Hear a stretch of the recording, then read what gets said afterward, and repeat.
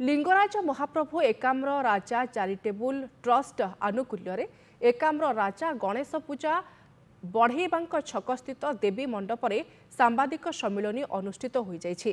पूजा committee पक्षरु बैठक सांबादिक सम्मिलनी स्थानीय गंगा जमुना निकट गोकुल भवन परिसर में अनुष्ठित होइथिला।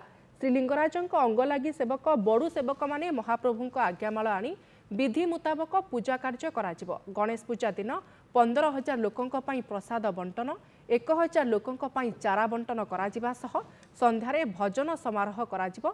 चलित गणेश महोत्सव में 54 फुट रामंक मूर्ति आकृतिर लाइट तोरण कराजिबो। सेहिपरि पिलांक पई मीना बजार और रामदोलीर कार्यक्रम रहिछि। 25 फुट गणेशंक मुंडरे रूपारे मुकुट कान रिंग सह सुंढ थोड़ पहाड़ रूपारे लगाजिबो। थरक 5 दिन धरिकी आम सांस्कृतिक कार्यक्रम करूँ। 15,000 लोक अन्नदान करूँ। 2,000 वृक्षरोपण करने की स्थिर करूँ।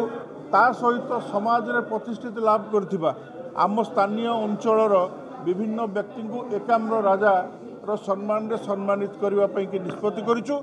एवं शेष जो दिन आम भसाणी हम भसाणी निशा मुक्त एवं डीजे मुक्त पारंपरिक वाद्ययंत्र सहित भसाणी करूँ निष्पत्ति करूँ।